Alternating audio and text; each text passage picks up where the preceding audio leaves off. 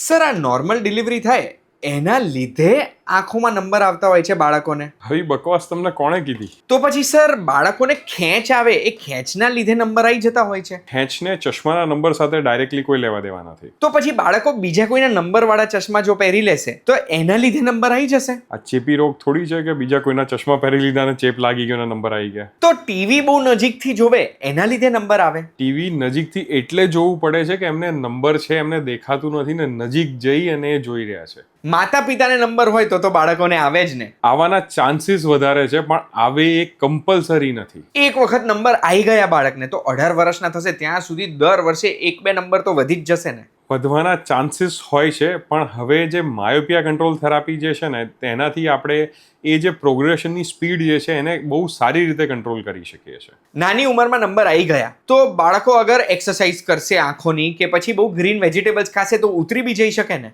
બિલકુલ એવું નથી. આ દુનિયામાં એવી કોઈ એક્સરસાઇઝ એવા કોઈ યોગા કે એવું કોઈ વેજીટેબલ્સ કે કોઈ વસ્તુ નથી બનેલી જેનાથી ચશ્માના નંબર જે છે ઉતરી જાય. તો પછી ખુલ્લા પગે ઘાસમાં ચાલીશ તો નંબર ઉતરી જ જશે ને. જો એવી રીતે ઉતરતા હોત તો મારે દરરોજ સવારે 2 કલાક ઘાસમાં ચાલવું જોઈએ. તો પછી સર મારે એ જાણવું છે કે બાળકોના નંબર નાની ઉંમરમાં જો આવી ગયા તો કંટ્રોલ કઈ રીતે કરવાનો, અગર નંબર આવી જાય છે તો એ ઓળખવા કઈ રીતે, અને નંબર આવી ગયા એના પછીની ટ્રીટમેન્ટ કઈ છે. એટલું બધું તમારે જાણવું હોય તો આટલા ટાઈમમાં તો નહીં થાય ને. એના માટે તો પૂરો વિડીયો જોવો પડશે તમારે.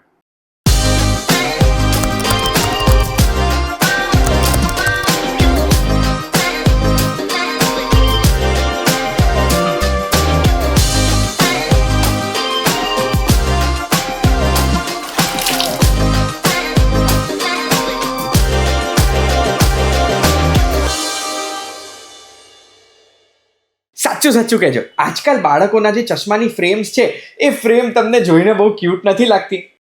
ક્યુટ લાગે ના લાગે, બાળકોમાં ચશ્મા હોવા ના જોઈએ એવું હું માનું છું. અને આજકાલ જે બાળકોમાં નંબર વધી ગયા છે ને એને લઈને મને તો બહુ જ બધા પ્રશ્નો છે. મારું પોતાનો એક બાળક છે જેને મને નથી જોઈતું કે ક્યારે બી નંબર આવે ને, એટલે બાળકોને આવતા નંબર અને એના કારણો અને એના સોલ્યુશન બધું પૂછવા માટે એક બહુ જ સ્પેશિયલ જગ્યાએ આવ્યો છું. ક્યાં આવ્યો છું? તો હું આવ્યો છું ડૉક્ટર પાર્થ રાણાની સાથે. Sir thank you so much અમને સમય આપવા માટે. સરનું ટૂંકમાં ઇન્ટ્રોડક્શન આપું. અત્યારે આપણે આવ્યા છે નેત્રાલય સુપર સ્પેશિયાલિટી આઈ હોસ્પિટલમાં જે અમદાવાદમાં છે, જેના મેડિકલ ડિરેક્ટર સર છે. હવે સરે અત્યાર સુધી 3000થી વધુ 3D આઈ સર્જરી કરી છે. ગુજરાતનું પહેલું 3D આઈ સર્જરી મશીન નેત્રાલયમાં આવ્યું હતું અને આ નેત્રાલય હોસ્પિટલની આખી ટીમે મળીને તો 10,000થી વધુ સર્જરીઝ કરી છે. સર ઇન્ડિયાના પહેલા આઈ ઇન્જરી સર્જન છે. આંખોને લઈને તો એમને બહુ જ બધી વસ્તુઓ ખબર છે. સર પોતે એક સાયન્ટિસ્ટ બી છે, આમ ફાઉન્ડર બી છે. સરનું પેટન્ટેડ નેત્રમણી છે. નેત્રમણી એક એવો લેન્સ હોય જે મોતિયાનું ઓપરેશન થાય ને, કેટેરેક્ટનું ઓપરેશન, એમાં આપણો લેન્સ કાઢીને નેત્રમણી ફિટ કરવામાં આવે છે. તો એ પેટન્ટેડ નેત્રમણી સરનો દુનિયાભરમાં યુઝ થાય છે. આ નેત્રમણી દુનિયાભરમાં એટલે યુઝ થાય છે કારણ કે આના લીધે મોતિયાનું જે ઓપરેશન છે એ ઓપરેશનનો સમય 20-30 મિનિટથી ઘટી ગયો છે. હવે સર હું તમને પહેલો પ્રશ્ન જ એ પૂછવા માંગુ છું કે બાળકોને આ નંબરો કેમ આવે છે? કેમ બાળકોને માયોપિયા થાય છે? આ માયોપિયા જે છે ને એ અત્યારે એક પેન્ડેમિક છે. પેન્ડેમિક એટલે જે રીતે કોરોના હતો ને એ રીતની વસ્તુ છે. અત્યારે ઓલ ઓવર વર્લ્ડમાં બધી જગ્યાએ બાળકોમાં અમે જે છે એ માયોપિયાનું જે છે ને એ પ્રમાણ ખાસું વધતું જોઈ રહ્યા છીએ. અને બેઝિકલી એનું જે મેઇન કારણ અત્યારે જો જોઈએ ને તો પોસ્ટ કોરોના વધી રહ્યું છે. અને લગભગ 2040 સુધીની જે એક્સપેક્ટેશન છે કે દર બીજા માણસને જે છે માયોપિયા હશે. દર બીજો માણસ જે છે એના આંખમાં માઇનસ નંબરની પ્રોબ્લેમ સાથે જીવતો હશે.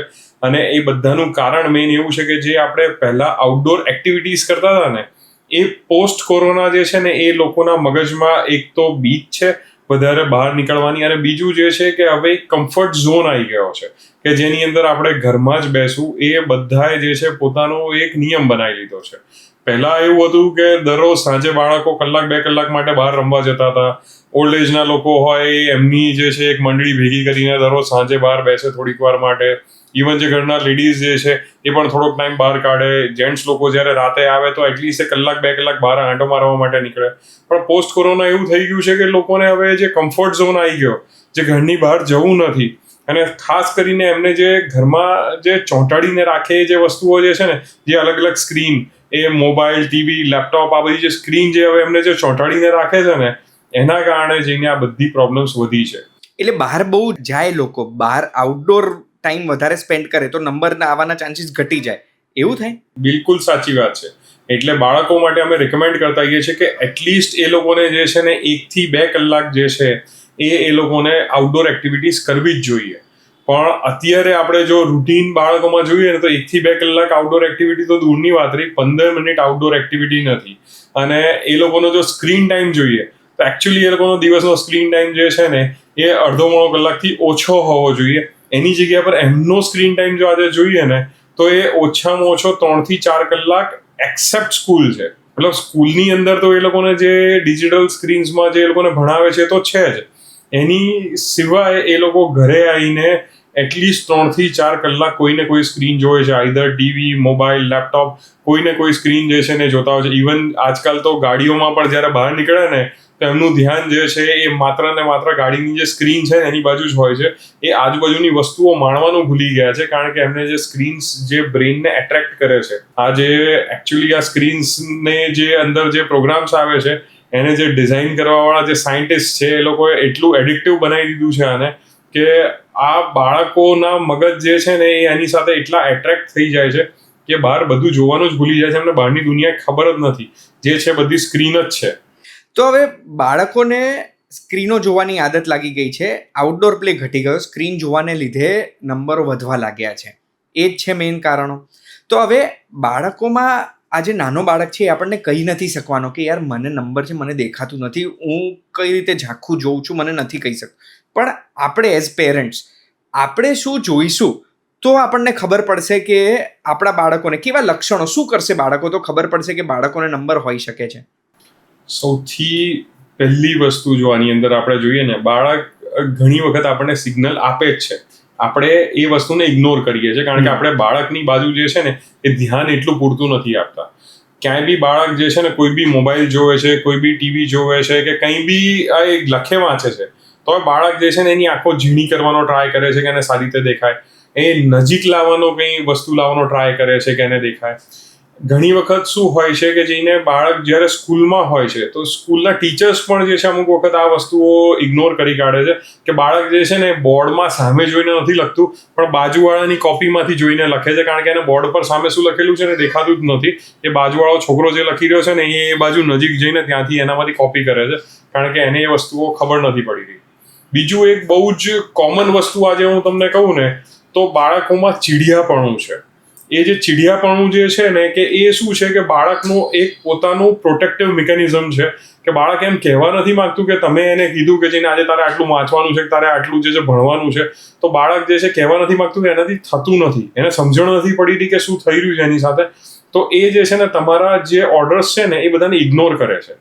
એને તમે જેટલું ફોર્સફુલી કહો છો કે તારે આજે વાંચવાનું છે, તારે ભણવું પડશે, તારી એક્ઝામ આવી તો એ તમને તમારી વાતને ઇગ્નોર કરવાનો ટ્રાય કરશે. અને સાથે જઈને જો તમે વધારે ફોર્સફુલી કહેશો તો એ ચીડાઈ જશે, ગુસ્સો કરશે, ટેન્ટ્રમ્સ બતાવશે.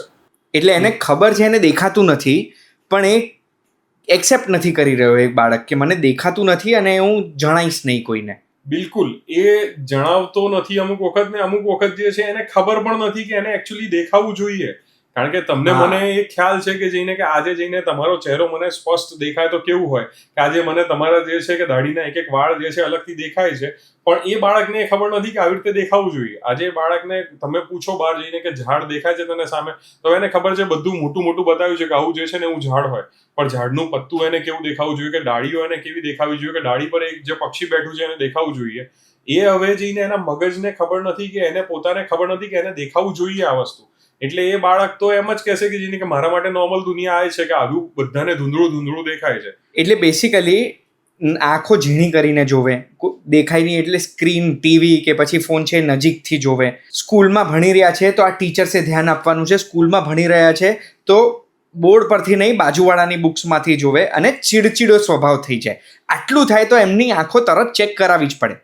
આટલું થાય તો કરાવવાની જ છે, પણ આટલું ના થતું હોય છતાં પણ જો તમારું બાળક સમજતું છે, એ થોડું ઘણું જે છે અલગ અલગ શેપ સમજી શકે છે, ABCD સમજી શકે છે, તો એ બાળકને એવરી યર એક વખત જે છે એ તમારે ચેક કરાવવું આઈ સર્જન પાસે કમ્પલસરી બને છે. કારણ કે જો બેમાંથી એક પણ આ કામ કરતી હશે ને તો પણ બાળક જે છે એ વાંચી શકશે તો ખરું જ, લખી શકશે તો ખરું જ, પણ એની બે આંખ જો એને સરખી રીતે કામ નહીં કરતી હોય તો ફ્યુચર એના માટે ખાસું ડિફિકલ્ટ છે. ડ્રાઇવિંગ કરવું કે કોઈ બી સ્પોર્ટ્સ રમવું કે આજે જઈને કોઈ એવા પ્રોફેશનમાં જવું કે જેમ કે આર્મી છે કે નેવી છે કે પાયલટ બનવું, તો એ એના માટે પોસિબલ નહીં બને. શું થાય અગર બાળકને નંબર છે ને આપણે બહુ લાંબા ટાઈમ સુધી એનું નિદાન નથી કરતા, ડાયગ્નોઝ નથી કરતા તો?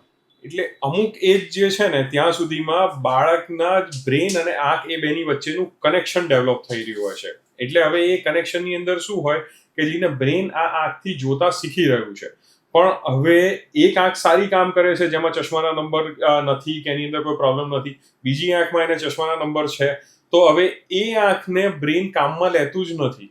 હવે બ્રેન એ આંખને કામમાં નથી લેતું તો એના કારણે શું છે કે એ લેઝી આઈ આપણે કહેતા હોઈએ છીએ કે એ આંખ જે છે હવે સરખું કામ નથી કરતી. પણ બાળકને નથી ખબર કે એને બે આંખે આવું દેખાવું જોઈએ. એને તો જે છે એ સરખું દેખાય છે, સરખું વંચાય છે, તો એ બરાબર છે. બાળક જે છે બધું ભણવામાં આજકાલ કદાચ એ હોશિયાર હોઈ શકે છે કે જેને એને કોઈ પ્રોબ્લેમ ના હોય, પણ એને એક આંખે નથી દેખાતું. એનો મતલબ કે જઈને એને આગળ જતા જો કોઈ સારા પ્રોફેશનમાં જવું છે કે જેમ એને પાયલટ બનવું છે, આર્મીમાં, નેવીમાં જવું છે, કે ઇવન મારી જેમ આઈ સર્જન પણ બનવું છે, તો અમારે બે આંખ એક સાથે સરખી કામ કરવી જરૂરી છે. જો એ સરખી કામ નહીં કરે તો પછી જઈને એને જે છે એ બાયનોક્યુલર વિઝન નહીં આવે, એટલે એને કેટલી ડેપ્થ છે, કેટલી હાઇટ છે, કેટલી સ્પીડમાંથી કોઈ વસ્તુ સામેથી આવી રહી છે, એ બધી વસ્તુ એના માટે જાણવી ઓલમોસ્ટ ઇમ્પોસિબલ થઈ જાય છે. હવે સર તમે જે લેઝી આઈ કીધું ને એના વિશે તો હું તમને સવાલ પૂછું છું, એ મેં લખી દીધું છે, પણ મારે આ સમજવું છે નંબર કેમ આવે આંખોમાં, જે આ માયોપિયા કહેવાય, આ નંબર કહેવાય, નંબર આવતા કેમ હોય? એટલે બેઝિકલી શું છે કે આઈબોલની જે સાઇઝ જે છે ને જે વધે ને એના કારણે જઈને નંબર આવતા હોય છે. એટલે આઈબોલ જે છે એ આ રીતે હોય. આઈબોલની અંદર જે છે આપણે જોઈએ તો આગળથી જે લાઇટ આવતી હોય એ રેટિના સુધી જો ડાયરેક્ટ અહીંયા ફોકસ થઈ જતી હોય તો આ આપણને કોઈ નંબર ના હોય. પણ હવે જો આઈબોલ નાનો કે મોટો થઈ જાય ને તો ત્યારે એવું બની શકતું હોય છે કે ત્યારે આપણને નંબર આવે. જો આઈબોલ મોટો થવા લાગે તો આગળથી પહોંચતી લાઇટ અહીંયા સુધી નથી ફોકસ થવાની, વચ્ચે સુધી જ ફોકસ થશે. એ વચ્ચે સુધી ફોકસ થશે તો એને માઇનસ નંબર આવે. અને જે લોકોનો આઈબોલ જે છે એ નાનો રહી ગયો હોય, એનો આઈબોલ પૂરતો મોટો ના થયો હોય, તો એ લોકોને જે છે એ પ્લસ નંબર આવતા હોય.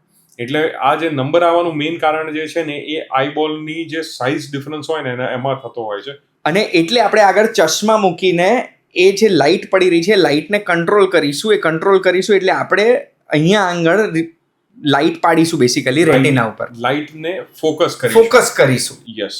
સો મોટાભાગના કેસીસમાં એ માઇનસ નંબર વધારે હોય છે બાળકોને. એનું કારણ શું છે કે જેમ હવે બાળકની હાઇટ બોડી વધી રહી છે એ જ રીતે બાળકની જે છે એ આઈબોલની સાઇઝ પણ વધી રહી છે, અને બાળક જેટલું નજીકનું કામ વધારે કરે છે એટલું એનું આઈબોલ જે છે ફટાફટ જે છે મોટો થતો જાય છે. એટલે જેટલો વધારે મોટો થતો જાય એટલા વધારે એના ચશ્માના નંબર આવતા જાય. 1 મિલીમીટર જેટલો આઈબોલ જ્યારે વધે છે ને ત્યારે એના 3 નંબર વધી જાય છે. ઓકે, હવે વધતી ઉંમર સાથે નંબર વધે એના વિશે તો પ્રશ્ન પૂછું છું, પણ એ પહેલાં તમે જે આ કીધું કે બહુ સ્ક્રીન જોવે છે કે બહુ નજીકથી જોવે છે તો આઈબોલ વધી જાય, એ મને સમજાવો ને કે બહુ સ્ક્રીન જોવાને લીધે આઈબોલ વધે કેમ અને એના લીધે નંબર આવી છે? એટલે બહુ સ્ક્રીન જોવાના કારણે જે બ્રેઇનને સિગ્નલ મળતા હોય ને કે એને નજીકનું કામ વધારે કરવાનું છે, નજીકનું કામ વધારે કરવાનું છે, એટલે એના માટે જઈને જે છે એ આઈબોલની જે છે એ સાઇઝ થોડીક વધતી જાય.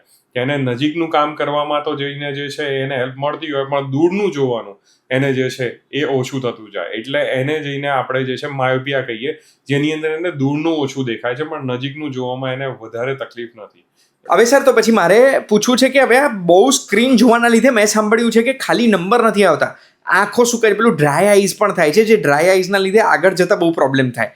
તો એ ડ્રાય આઈઝ સાચે સ્ક્રીનના લીધે થાય છે ને ડ્રાય આઈઝ હોય શું? બહુ જ સારો ટોપિક જે છે ને એ આપણે એની પર વાત જ જઈ રહી છે. એકચ્યુઅલી જો અમે પહેલાં જોતા હતા ને તો એની અંદર જે ડિજિટલ જનરેશન અમે જે કહેતા હતા એ મેં મલ્ટિપલ ટાઈમ્સ આની પર ડિસ્કસ કરેલું છે કે પહેલાં જે છે ને એ મોટા લોકો જે છે ને એ બધા જે છે ને એ સ્ક્રીન જોતા હતા ને એ લોકોને ડિજિટલ જનરેશન ગણવામાં આવતું હતું. કે જેમ જે 25 વર્ષની આજુબાજુની કોઈની એજ છે, આજે કોમ્પ્યુટર પર કે એની પર એનું કામ કરી રહ્યો છે, કે 30-40 વર્ષમાં કોઈ વોટ્સઅપ પર એનું કામ કરી રહ્યું છે, તો આ બધા ડિજિટલ જનરેશનમાં આવતા હતા. જે એનાથી નાના લોકો જે છે ને એ કે પછી જઈને અમુક જે છે 50-60 થી ઉપરના લોકો, એ લોકો ડિજિટલ જનરેશનમાં નહોતા આવતા. હવે આજે જઈને જે છે ને એ આપણે જોઈએ ને તો 1 વર્ષનું નાનું બાળક છે એને ખવડાવવા માટે પણ એના મધર જે છે ને સામે મોબાઈલ મૂકીને બીજી બાજુ ચમચીથી એને આમ ખવડાવે છે. એ બાળક પણ આજે ડિજિટલ જનરેશનમાં આવી ગયું. એનાથી મોટા બાળકો જે મોબાઈલમાં જે છે એ ગેમ્સ રમે છે, ક્યાં તો પછી સ્કૂલમાં જઈને એમના ડિજિટલ જે સ્ક્રીન્સ છે એની પર એ લોકો જે કામ કરી રહ્યા છે, ક્યાં તો એનાથી મોટા લોકો જે એમનું ઓનલાઈન વર્ક જે છે એ બધું ઘરે કરે છે, કે એમની ઓફિસની અંદર જે છે એ લોકો આ સ્ક્રીન્સ યુઝ કરે છે. અને આજે ઇવન ઘરડા લોકો, જે લોકો પહેલા મોબાઈલથી ભાગતા હતા, આજે મોબાઈલ એમનો સૌથી સારો સાથી બની ગયો છે. કારણ કે એ લોકો જે છે એમના ભજનથી માંડીને એ બધી વસ્તુ, ઇવન દે સ્ટાર્ટેડ યુઝિંગ જે મતલબ રીલ્સ ને બધું જે છે ને એ પણ હવે આજકાલ ભગવાનની બની રહી છે, અને એ લોકો જે છે ભગવાનની રીલ્સ પણ જોવે છે. સો ઇવન મારા પોતાના દાદા એ પણ જે છે એ આજકાલ જે છે એ રીલ્સ જોતા હોય છે, કારણ કે એમને ઘણું બધું એમના રિલેટેડ કન્ટેન્ટ જે છે મળી રહ્યું છે.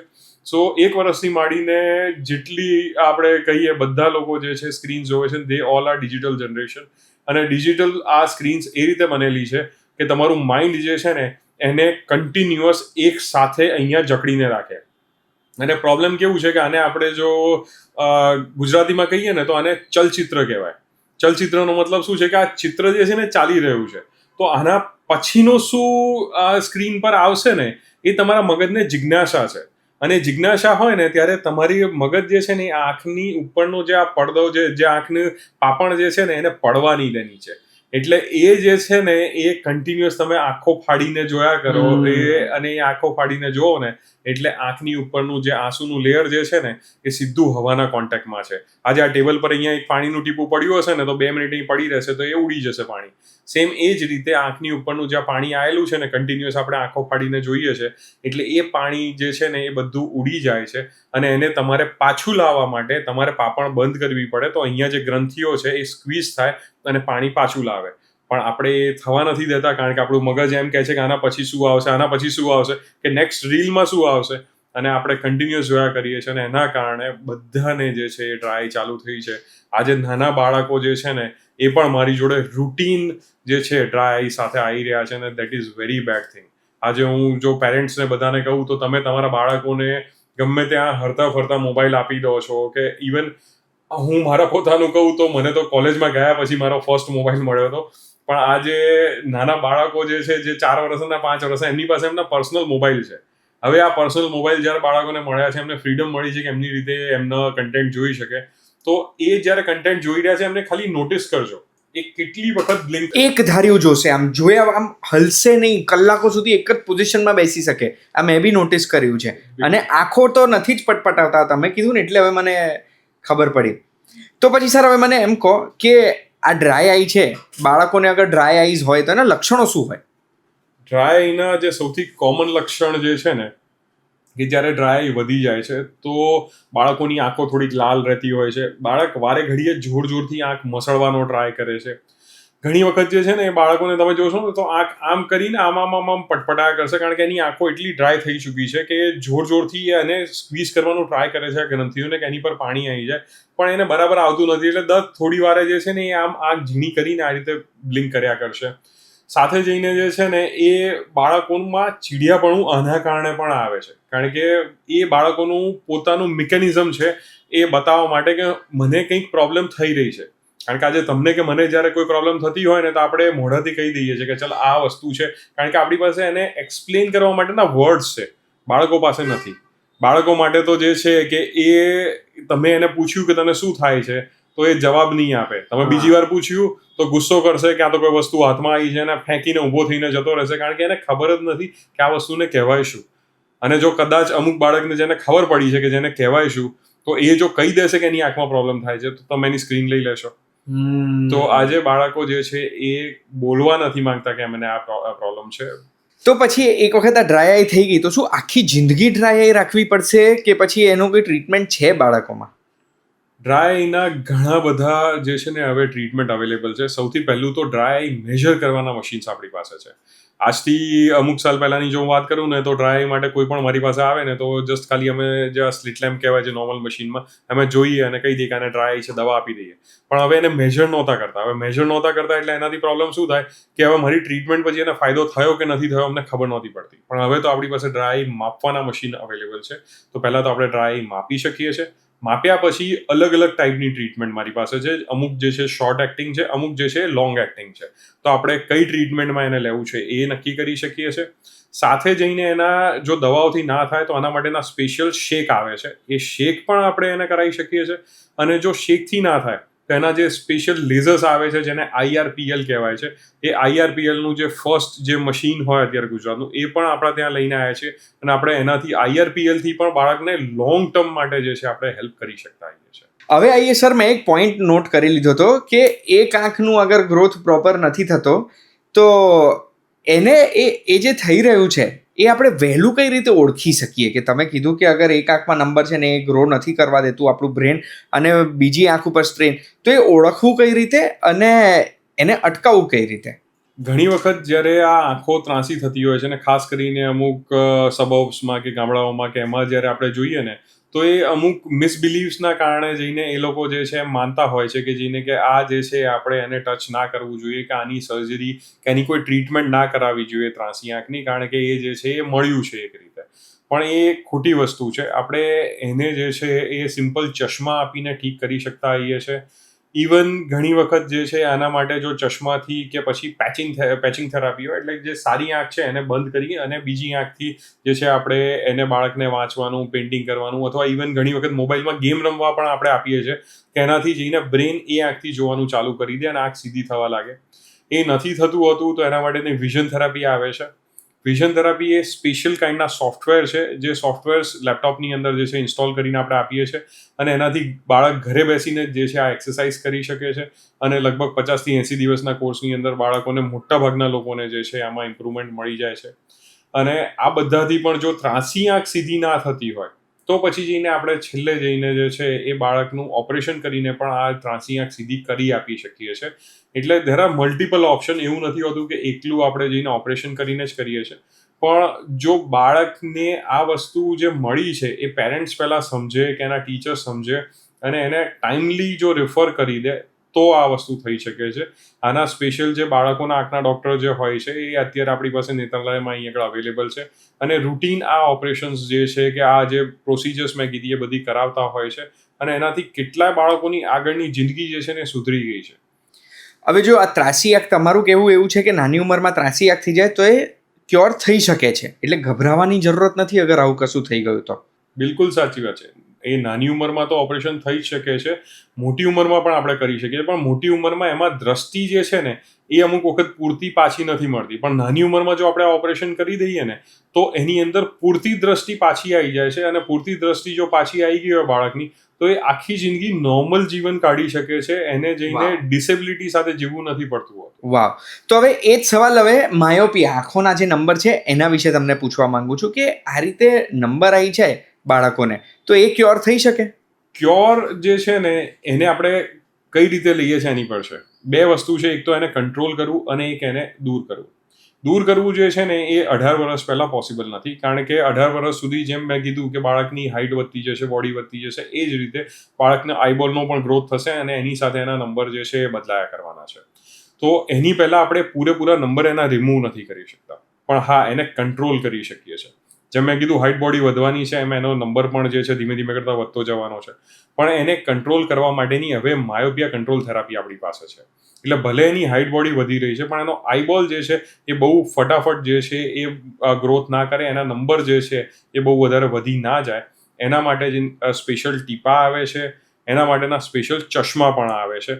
આ બધી વસ્તુઓથી આપણે એને કંટ્રોલ કરી શકીએ છીએ. આ જે ચશ્માવાળી જે ટેકનોલોજી છે કે જેની અંદર અમે માયોપિયા કંટ્રોલ ગ્લાસીસ જે બાળકોને કરી આપીએ છીએ, એ એક વરદાન રૂપ અત્યારે જે છે બાળકો માટે આવી છે. કારણ કે કેવું છે કે જેને અમુક નંબર સુધી જે છે ને બાળકોને જો હોય તો એમાં વધારે વાંધો ના આવે ફ્યુચરમાં. જેમ લગભગ જો આપણે 3-4 નંબર હોય ને તો ત્યાં સુધી બાળકો ચશ્મા વગર પણ એનું કામ કરી શકતા હોય. પણ 6-7 નંબરથી ઉપર થઈ ગયા ને તો એ લોકોના ચશ્મા આજે કાઢીને એમણે સૂતી વખતે મૂક્યા છે અને આજે મમ્મીએ સફાઈ કરતી વખતે બીજે ક્યાં મૂકી દીધા તો એ બાળક એ ચશ્મા નહીં શોધી શકે.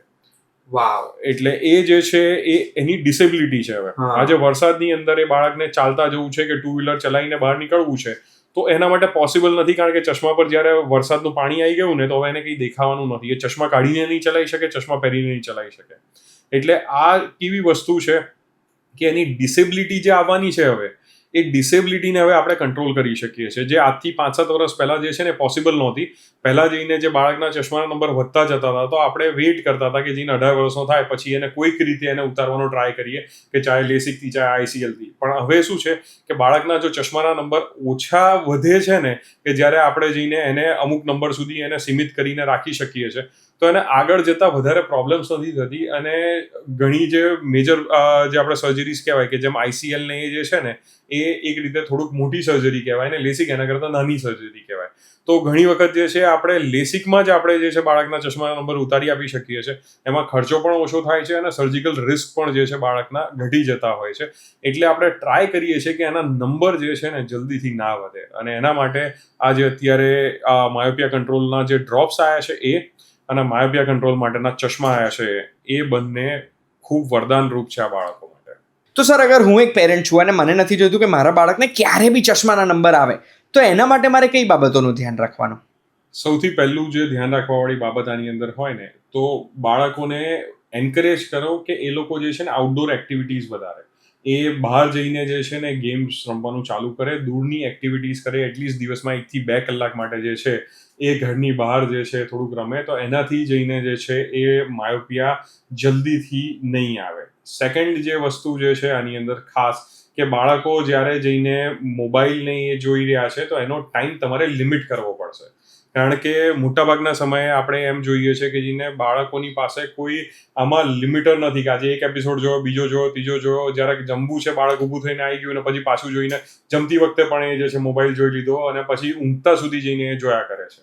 એ ચાહે એક મોબાઈલમાંથી નીકળીને ટીવીમાં જશે, ટીવીમાંથી નીકળીને ટેબમાં જશે, એ એકની એક જે છે સ્ક્રીનમાં જતું રહે છે. તો એ બધી વસ્તુઓમાં તમારે એને અટકાવવું ખૂબ જરૂરી છે. અધરવાઇઝ એમને માયોપિયા પણ જે છે એ વધશે અને સાથે જઈને એમની આંખો પણ ખાસી ડ્રાય થશે. આના કારણે જે ફ્યુચરની અંદર જે છે એ એમની દ્રષ્ટિ પણ ઓછી કરી શકે છે. હું ખાલી ડિસ્કમ્ફર્ટની વાત નથી કરતો કે ડ્રાયના કારણે જે ઇરિટેશન થઈ રહ્યું છે, પણ આગળ જતાં જો સિવિયર ડ્રાય હોય તો એના કારણે દ્રષ્ટિ પણ બાળકોની ઓછી થઈ જાય છે ઘણી વખત. તો હવે પેરેન્ટ્સને શું મેસેજ આપશો તમે આટલી વસ્તુઓ ધ્યાન રાખવા માટે? હું પોતે પણ એક પેરેન્ટ છું અને આજે જો હું કહું કે જઈને સૌથી જરૂરી વસ્તુ જો મારા બાળકો માટે મને જે લાગતી હોય અને જે બાકી બધા પેરેન્ટ્સે પણ કરવું જોઈએ એ છે બાળકો માટે ટાઈમ આપવાનો. આપણે આજકાલ પોતાની લાઈફમાં ઘણા બિઝી છીએ. મોટાભાગના શહેરમાં જે રહેવાવાળા જે લોકો છે એ આજે એમની લાઈફમાં કંઈક ને કંઈક બિઝી જ ચાલે છે અને જ્યારે એ એમના કામમાંથી પાછા આવે છે તો એ મી ટાઈમ શોધે છે. પણ આ જે બાળકો આપણી જે જવાબદારી છે કે જે આપણે જેમને સાચવવાના છે, આપણે એમની પાછળ વધારે ટાઈમ નથી આપતા. બાળક જ્યારે એ ઘરની અંદર છે તો એને એન્કરેજ આપણે કરીએ કે બાળક જ્યારે આપણી પાસે આવતું હોય ક્યારે રમવા માટે કઈ રીતે, તો એને આપણે આઉટડોર એક્ટિવિટીઝમાં વધારે લઈ જઈએ. ઘરની વિડીયો ગેમ્સ છે કે જઈને એને બીજી કોઈ વસ્તુઓમાં આપણે વધારે એન્ગેજ ના રાખીએ અને એની સાથે બહાર જઈને આપણે ક્રિકેટ રમીએ, ફૂટબોલ રમીએ, બેડમિન્ટન રમીએ, તો એ બાળકની આંખો માટે પણ સારું છે, બાળકની પોતાની સાયકોલોજી માટે પણ સારું છે અને સૌથી વધારે જે આજે બાળકોની બોન્ડિંગ જે છે ને એ મધર ફાધર સાથેની એ ઘણી ઓછી થઈ રહી છે, પણ એ પણ આનાથી વધી શકે છે. એટલે બાળકોની આંખોમાં તો ફાયદો થશે જ, પણ એની સાથે જઈને તમારે તમારા બાળકને ઓળખવા માટે કે બાળકને તમારી જાતને ઓળખવા માટે એ જે તમારે ટાઈમ આપવો પડશે એ એના સિવાય બીજી કોઈ જ વસ્તુ નથી કે જે હું તમને એડવાઇસ કરી શકું. વાવ! એટલે તમે જે આ મેસેજીસ આપ્યા ને, આ મેસેજીસ મને તો દિલ પર વાગી ગયા. મારો પણ એક 5 વર્ષનું બાળક છે અને આઈ થિંક આ બધી વસ્તુઓનું ધ્યાન રાખીશ. જતાં પહેલાં ખાલી મને સર એટલું કહી દો કે બાળકોની આંખો કેટલા વર્ષે એક વખત ચેક કરાવવી જોઈએ? જો બાળકને કોઈ પણ તકલીફ ના હોય તો વર્ષમાં 1 વખત. ઘણી વખત એમ કહેતા હોય છે પેરેન્ટ્સ કે જઈને કે અમે 2 વર્ષ પહેલાં ચેક કરાવ્યું, 3 વર્ષ પહેલાં ચેક કરાવ્યું કે એને કોઈ પ્રોબ્લેમ નહોતી તો અમે ચેક ના કરાવ્યું. પણ એવું જરૂરી નહોતી કે ગઈકાલે પ્રોબ્લેમ નહોતી તો આજે નહીં આવે. ચશ્માના નંબર પહેલાં ના હોય તો આગળ જતાં આવી શકે છે. એટલે દર વર્ષે જે છે 1 વખત મિનિમમ જે છે એ તમારે આઈ ચેકઅપ કરાવવી જોઈએ. અને જે બાળકોને ચશ્માના નંબર છે એમને દર 6 મહિને જે છે ચેકઅપ કરાવવું જોઈએ. ઓકે સર, શું માતા પિતાને ચશ્મા હોય તો એ બાળકોને 100% આવશે? 100% તો નહીં, પણ જો મધર અને ફાધર બંનેને જો માઇનસ નંબરના ચશ્મા હોય તો એના બાળકને આ માઇનસ નંબરના ચશ્મા નાનપણથી જવાના ચાન્સીસ ઘણા હાઈ હોય છે.